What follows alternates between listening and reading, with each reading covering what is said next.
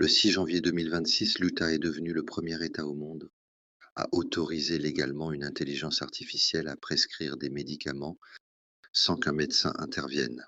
Et ce n'est pas un test en laboratoire, car des milliers de patients renouvellent déjà leurs ordonnances via une IA.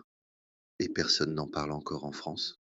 C'est la start-up new-yorkaise Doctronic qui a développé cette IA, et son fonctionnement est simple, car le patient confirme qu'il se trouve bien dans l'Utah, partage une photo de lui et de sa pièce d'identité et répond aux questions d'un chatbot médical sur ses symptômes, ses autres médicaments et ses antécédents.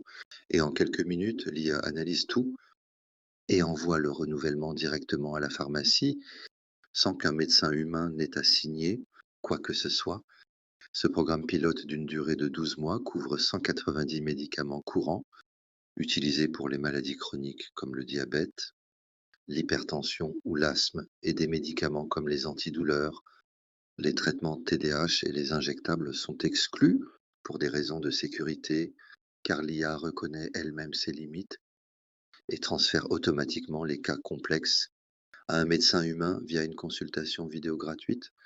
Les résultats préliminaires sont impressionnants, car dans une analyse de 500 cas urgents, les recommandations de l'IA de Doctronic ont correspondu à celles des médecins dans 99,2% des cas, et l'État de l'Utah surveille rigoureusement le programme avec des rapports mensuels obligatoires et une assurance responsabilité civile médicale qui tient l'IA au même niveau de responsabilité qu'un médecin, ce qui est une première mondiale absolue, mais tout le monde n'applaudit pas, car l'American Medical Association, la plus grande organisation de médecins aux États-Unis, a exprimé de sérieuses réserves en déclarant que sans intervention d'un médecin, l'IA pose des risques réels pour les patients et les médecins.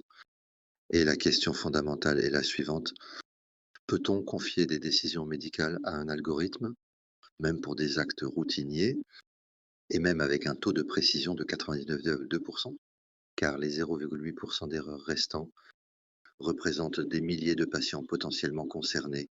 En tant qu'ambulancier, je mesure l'enjeu de cette révolution, car chaque jour des patients ne renouvellent pas leurs ordonnances parce que les délais sont trop longs ou les médecins trop peu disponibles.